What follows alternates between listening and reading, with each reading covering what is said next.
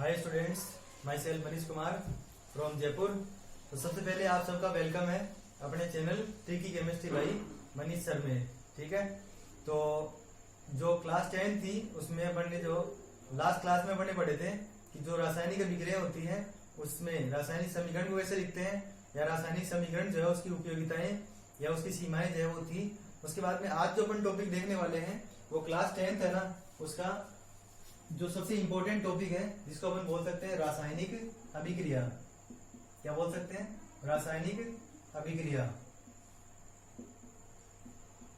तो मैं सबसे पहले आपको एक ही चीज कहना चाहूंगा कि जो भी लोग वीडियो को देख रहे हैं वो इस वीडियो को कंप्लीट देखें। कंप्लीट देखेंगे तभी वो जो है ना यहाँ पर जो वीडियो में दी गई जानकारी है ना उसको पूर्ण रूप से ग्रहण कर पाएंगे। ठीक है, तो सबसे पहले मैं आपको बता रहा हूँ रासायनिक अभिक्रिया की परिभाषा। रासायनिक अभिक्रिया जो है वो किसे कहते हैं? ठीक है, तो जैसा कि इसके नाम में ही पता लग रहा है रासायनिक, इसका मतलब वे अभिक्रियाएं जिनके दौरान रासायनिक परिवर्तन होते हैं, मतलब क्रियाकारकों और उत्पादों में क्या होते हैं? रासायनिक परिवर्तन होते हैं। और रासायनिक परिवर्तन का मतलब होता है कि अगर क्रियाकारक, मैंने बताया था आपको कि क्रियाकारक क्या होता है, किसी को अगर प्रॉब्लम है क्रियाकारक या उत्पाद क्या होते हैं, तो आप लास्ट वीडियो देख सकते हैं। जो चैनल है उसकी प्लेलिस्ट में जाकर आपको ये वीडियोस मिल जाएंगे। वहां पर आपको किसी तरह कोई कंफ्यूजन नहीं होगा, क्योंकि यहाँ पर जो है आप बहुत सारे वीडियो अलग अलग बीएससी 11th क्लास के, 12th क्लास के, 10th क्लास के वीडियो खूब सारे हैं।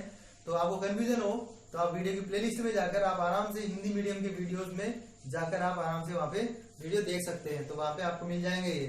तो सबसे पहली चीज कि जो रासायनिक अभिक्रिया होती है उसमें मैं बताता हूँ थोड़ा सा पहले आपको कि जो तीर होती है, तीर उसके लेफ्ट हैंड साइड में जो होते हैं उनको बोलते हैं क्रियाकारक, और जो राइट हैंड साइड में होते हैं उनको बोलते हैं उत्पाद। तो क्रियाकारक रासायनिक अभिक्रिया में भाग लेते हैं। इसका मतलब इसमें जो बंध है ना, बंध वो क्या होते होंगे? टूटते होंगे और नए बंध जो है वो बनते होंगे। तो पुराने बंध टूटते हैं, नए बंधों का निर्माण होता है। पुराने बंध टूटते हैं, नए बंधों का निर्माण होता है। इसी को अपन बोलते हैं रासायनिक परिवर्तन होना। तो रासायनिक अभिक्रिया किसको बोलेंगे? कि वे अभिक्रियाएं या जब किसी प्रक्रम में रासायनिक परिवर्तन होता है। रासायनिक परिवर्तन का मतलब हुआ कि पुराने बंध टूट रहे हैं, नए बंध जो है वो बन रहे हैं, या तो उनका योग हो रहा है या उनका अपघटन हो रहा है या किसी की जगह पे कोई दूसरा परमाणु आ जाता है। तो उसको अपन बोलते हैं रासायनिक अभिक्रिया। और रासायनिक अभिक्रियाओं को मुख्य रूप से 4 भागों में बांटा गया है। इस चार्ट को समझ लेना आप, तो आपका बहुत सारा काम जो है वो आसान हो जाएगा। पहली प्रकार की जो अभिक्रिया होती है उसको बोलते हैं संयोजन। क्या बोलते हैं? संयोजन। या फिर दूसरा नाम होता है संयुग्मन। क्या नाम होता है? संयुग्मन। और इन्हीं को ही बोलते हैं योगात्मक। देखो मैं इतने सारे नाम आपको इसलिए बता रहा हूँ क्योंकि इनमें से किसी भी एक नाम से एग्जाम में पूछ सकते हैं आपसे। इतने सारे नाम है नहीं इसके, लेकिन ये क्या है, सबके सब एक तरह से पर्यायवाची शब्द है एक दूसरे के। तो इनमें से किसी भी नाम से आपको पूछ सकते हैं, इसलिए मैंने आपको इनके 3 नाम यहाँ पर बताए हैं। फिर उसके बाद में दूसरी जो अभिक्रिया होती है उसको बोलते हैं अपघटनीय अभिक्रिया। कौन सी? अपघटनीय। या फिर दूसरा जो नाम होता है ना वो होता है इसका वियोजन।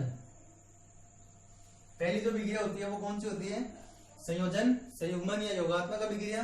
दूसरी प्रकार की जो अभिक्रिया होगी उसको बोलेंगे अपघटनीय अभिक्रिया या वियोजन अभिक्रिया। और तीसरे प्रकार की जो अभिक्रिया होगी उसको हम बोलेंगे विस्थापन अभिक्रिया। और चौथे प्रकार की और अंतिम जो अभिक्रिया होगी उसको बोलेंगे द्विविस्थापन अभिक्रिया। द्विविस्थापन। कौन सी बोलेंगे? द्विविस्थापन अभिक्रिया। ठीक है, तो कुल मिला के हमारे पास कितने प्रकार की अभिक्रिया हो गई? 4 प्रकार की अभिक्रिया हो गई। फिर उसके बाद में जो वियोजन अभिक्रिया होती है, कौन सी वाली?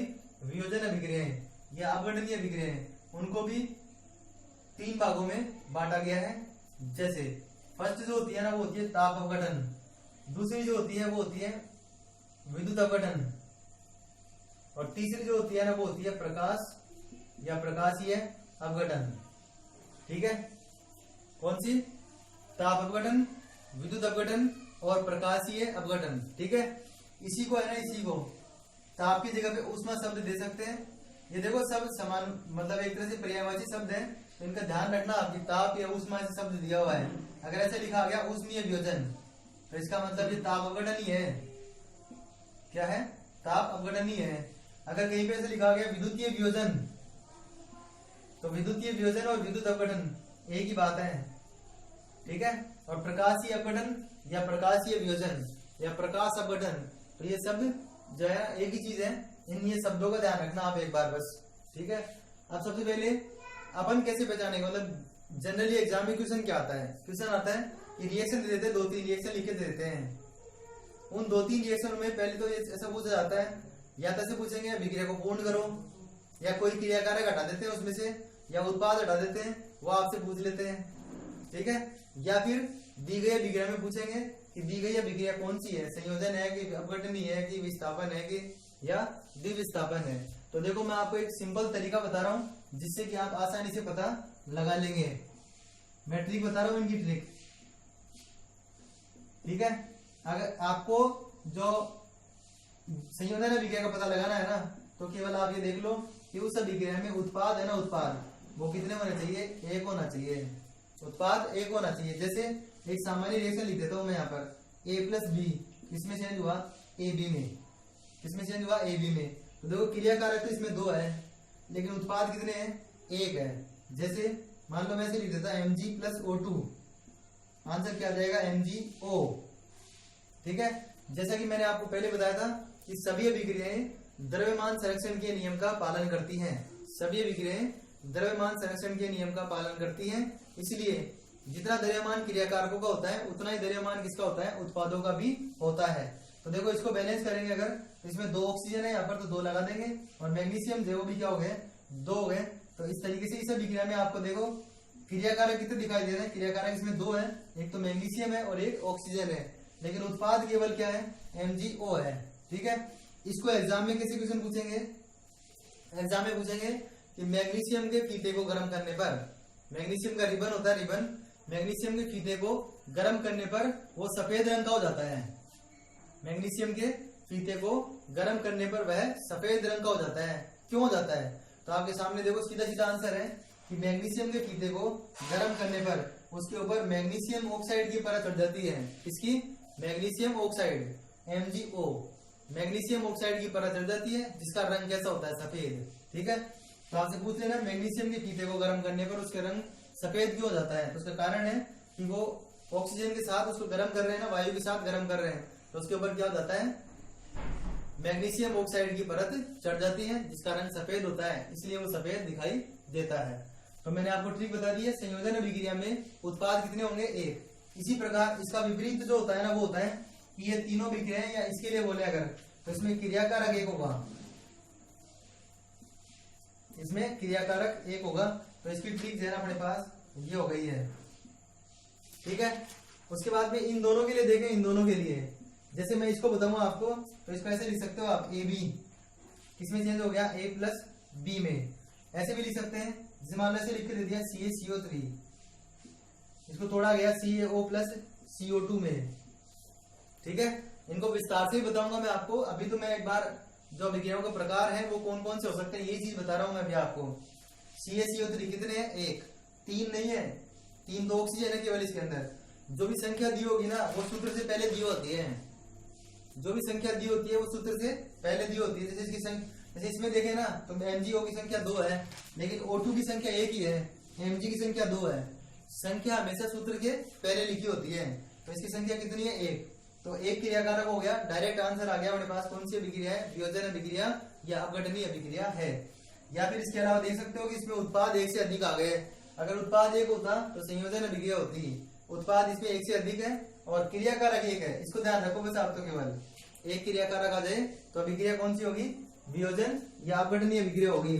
फिर विस्थापन अभिक्रिया की पहचान कैसे करेंगे, तो विस्थापन अभिक्रिया की जो पहचान है वो क्या है, वो देखो आप। इसमें क्या होगा, एक यौगिक है ना, एक पदार्थ तो यौगिक के रूप में होगा और एक पदार्थ होगा अकेला।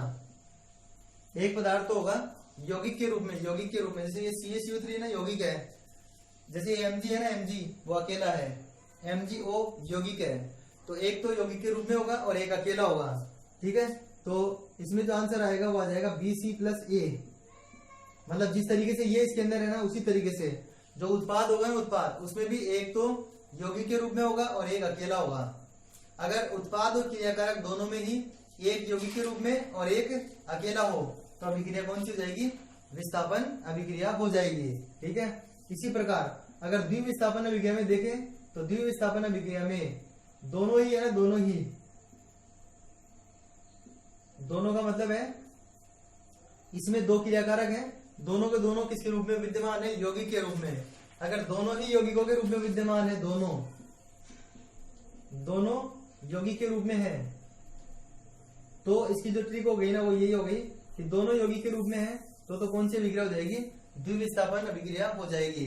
और एक यौगिक के रूप में और एक परमाणु के रूप में, मतलब अकेला हो, तो उस स्थिति में जो है ना उसको कौन सी अभिक्रिया बोलेंगे? विस्थापन अभिक्रिया बोलेंगे। जैसे एक एग्जांपल लेता हूं मैं यहाँ पर, जैसे इस तरीके से दे दिया आपको कि CuSO4 प्लस Zn, और इसका आंसर दे दिया आपको, तीर आगे लिखी होगी वैसे, तो आंसर दे देंगे ऐसे ZnSO4 प्लस Cu। तो देखो ऐसे पूछेंगे कि किस प्रकार की अभिक्रिया है ये, तो विस्थापन अभिक्रिया में क्या बताया? एक यौगिक के रूप में और एक अकेला, तो ये वाला यौगिक के रूप में है और ये जिंक अकेला है। ऐसे नहीं है कि Z और N है, दो हो गए, ऐसे नहीं है, अकेला है Zn। एक यौगिक के रूप में एक अकेला, एक यौगिक के रूप में एक अकेला, इसका मतलब कौन सी अभिक्रिया हो गई? विस्थापन अभिक्रिया हो गई। तो जिस तरीके से मैंने अभी तक आपको बताया है उस तरीके से आप अगर याद रखोगे तो जो विस्थापन अभिक्रिया हो या कोई सी भी अभिक्रिया हो उसकी पहचान आप बहुत ही आसानी से कर पाएंगे। एक बार मैं फिर रिवाइज करा रहा हूँ इसको, फिर उसके बाद में है ना अपन एक संयोजन अभिक्रिया को समझेंगे, फिर आगे जो है ना नेक्स्ट क्लास में देखेंगे। तो देखिए रासायनिक अभिक्रिया में बताया मैंने कि जो प्रक्रम, वे प्रक्रम जिनके अंदर रासायनिक परिवर्तन होते हैं और रासायनिक परिवर्तन होते हैं तो वो रासायनिक अभिक्रिया कहलाती है। मतलब जो क्रियाकारक होते हैं उनके पुराने बंध टूटते हैं और नए बंधों का निर्माण होता है, मतलब रासायनिक परिवर्तन होते हैं, तो वो रासायनिक अभिक्रिया कहलाती है। मुख्य रूप से 4 भागों में बांटा गया है: संयोजन, वियोजन, विस्थापन और द्विविस्थापन। संयोजन की पहचान बता दी, एक उत्पाद होना चाहिए। वियोजन की पहचान बता दी, एक क्रियाकारक होना चाहिए। 3 भागों में इसको बांटते हैं, ताप, विद्युत और प्रकाशीय। और विस्थापन और द्विविस्थापन अभिक्रियाओं को की भी पहचान बता दी है कि एक यौगिक के रूप में हो और एक अकेला हो तो विस्थापन, और दोनों ही यौगिक के रूप में विद्यमान है तो जो है वो द्विविस्थापन हो जाएगी। तो अब अपन देखते हैं जो संयोजन अभिक्रिया होती है ना उसको अपन देखेंगे। तो संयोजन का मतलब मैंने अभी बताया भी था आपको कि संयोजन का मतलब होता है कि एक से अधिक जो यौगिक होते हैं, एक से अधिक जो यौगिक होते हैं वो आपस में जुड़कर क्या बनाते हैं? एक से अधिक यौगिक जो है वो आपस में जुड़कर केवल एक उत्पाद बनाते हैं। जैसे मैंने आपको कहा था भी कि जो मैग्नीशियम है उसको वायु में गर्म किया जाए, वायु में गर्म किया जाए तो वो सफेद रंग का हो जाता है। मैग्नीशियम के फीते को गर्म करे तो आंसर जो होगा ना वो होगा कि मैग्नीशियम के फीते को वायु का मतलब ऑक्सीजन में गर्म करने पर उसके ऊपर मैग्नीशियम ऑक्साइड, मतलब इस मैग्नीशियम जो है उसके ऊपर मैग्नीशियम ऑक्साइड की परत चढ़ जाती है। तो किसमें बदल जाता है? वो मैग्नीशियम ऑक्साइड में बदल जाता है, इसलिए उसका रंग कैसा दिखाई देता है? सफेद रंग दिखाई देता है। इसी के अनुसार दूसरी रिएक्शन ले अगर, तो जैसे एक रिएक्शन बता रहा कि आपको इस तरीके से N2 प्लस H2 NH3 बना, इसको बैलेंस करेंगे तो 2 नाइट्रोजन है, यहाँ पर एक ही है तो यहाँ पे शुरू में कितना लगा देंगे? 2। हाइड्रोजन कितने हो गए? 6, तो यहाँ पे कितना जाएगा? 3। यहाँ पर एक चीज होती है जिसको बोलते हैं उत्प्रेरक। ये जो Fe है ना, Fe वो यहाँ पर कौन है? उत्प्रेरक। ये सब मैंने बता रखे हैं आपको कि उत्प्रेरक को कहाँ पे लिखते हैं, क्रियाकारक को कहाँ पे लिखते हैं। ये वाली जो तीर है वो कौन सी अभिक्रिया होती है? दोनों तरफ की तीर जो है ना वो कौन सी अभिक्रिया होती है? इसको बता रखा है अनुत्क्रमणीय अभिक्रिया, इसको उत्क्रमणीय अभिक्रिया। तीर के ऊपर जो लिखा होता है वो होता है उत्प्रेरक, मतलब जो अभिक्रिया के वेग में परिवर्तन करता है। तीर के लेफ्ट हैंड साइड में जो होते हैं वो क्रियाकारक होते हैं, तो ये क्रियाकारक है, ये उत्पाद है। NH3 का जो नाम होता है वो होता है अमोनिया। क्या नाम होता है? अमोनिया। और ये नाइट्रोजन गैस है और ये हाइड्रोजन गैस है। इसमें भी उत्पाद एक है और इसमें भी उत्पाद एक है, इसका मतलब ये अभिक्रिया भी कौन सी है? संयोजन अभिक्रिया है। ठीक है, ऐसे ही अगर ऐसे लिख दीजिए C+O2, इससे जो आंसर आएगा वो आएगा CO2। इसमें भी 2 क्रियाकारक है और उत्पाद कितने हैं? 1 है। इसका मतलब ये भी कौन सी अभिक्रिया है? संयोजन अभिक्रिया है। ठीक है, और इस संयोजन अभिक्रिया को बोलते हैं कोयले का दहन। क्या बोलते हैं? कोयले का दहन। और दहन का मतलब होता है जलना। दहन का मतलब क्या होता है? जलना। क्या मतलब होता है? जलना। ठीक है, तो कार्बन जो है ना, कार्बन, इसको कार्बन भी बोल सकते हो, कोयला भी बोल सकते हो। तो कोयले का जलना, और इसमें क्या होता है जब ये जलता है ना, जलता है तो बहुत ज्यादा ऊष्मा उत्सर्जित होती है, ऊष्मा उत्सर्जित, और उत्सर्जित होने की वजह से इस प्रकार के प्रक्रमों को ऊष्मा क्षेपी बोलते हैं। ऊष्मा क्षेपी, कहीं भी ये वाला नाम मिल जाए आपको, ऊष्मा क्षेपी अभिक्रिया। इसका मतलब होता है वे अभिक्रियाएं जिनमें ऊष्मा का उत्सर्जन होता है, वे अभिक्रियाएं जिनमें ऊष्मा का उत्सर्जन होता है उनको बोलते हैं ऊष्माक्षेपीय अभिक्रियाएं, और वे अभिक्रियाएं जिनमें ऊष्मा का अवशोषण होता है अवशोषण उनको बोलते हैं ऊष्मा शोषी अभिक्रियाएं। जैसे अपन अगर सांस लेते हैं या सांस को बाहर छोड़ते हैं तो अपन को गर्मी महसूस होती है, गर्मी मतलब ऐसा लगता है कि गर्म हवा निकल रही है, तो उसका मतलब ये हुआ कि जो श्वसन क्रिया होती है ना वो भी कौन सी अभिक्रिया होती है, ऊष्माक्षेपीय अभिक्रिया होती है। ऐसे जब पाचन होता है, खाना खा लेते हैं ना अपन, तो जब पाचन होता है पाचन, तो पाचन में भी ऊर्जा जो है ना अपन को एनर्जी ऊर्जा मिलती है, तो पाचन की क्रिया द्वारा भी ऊष्मा का उत्सर्जन होता है। इसलिए पाचन, श्वसन या कोयले का जलना या प्राकृतिक गैस का जलना, ये सब के सब जो उदाहरण होते हैं ना वो किसके होते हैं, ऊष्माक्षेपीय अभिक्रियाओं के। किसके? ऊष्माक्षेपीय अभिक्रियाओं के, क्योंकि इन सब में ऊष्मा का उत्सर्जन होता है। लेकिन कुछ अभिक्रियाएं ऐसी भी होती हैं जिनके अंदर ऊष्मा का अवशोषण होता है और उन अभिक्रियाओं को बोलते हैं ऊष्मा शोषी अभिक्रियाएं। ठीक है, तो शायद ये वाली चीज समझ में आ गई होगी आपको कि जो संयोजन अभिक्रिया अपन वो किसको कह सकते हैं। और भी कई एग्जाम्पल होते हैं, ज्यादा एग्जाम्पल से कोई मतलब नहीं है अपन को यहाँ पर। जैसे मान लो ऐसे लिखा हुआ दे दिया, इससे आंसर आ जाएगा 2NO, 2NO। ऐसे ही और दिया हुआ सकता है H2+O2, ये बदल जाएगा किसमें, H2O में। जब संतुलित करेंगे इसको तो 2 ऑक्सीजन है, यहाँ पर भी क्या आ जाएगा, 2 आ जाएगा। ये सब के सब क्या है, संयोजन अभिक्रियाएं। तो आज की क्लास में मैंने आपको अभिक्रिया किसे कहते हैं, रासायनिक अभिक्रियाओं के प्रकार कितने होते हैं और संयोजन अभिक्रिया को मैंने आपको विस्तार से बता दिया है। आगे जो क्लासेज होगी उनमें जो अभिक्रियाएं हैं उनके प्रकारों को अपन आगे देखेंगे।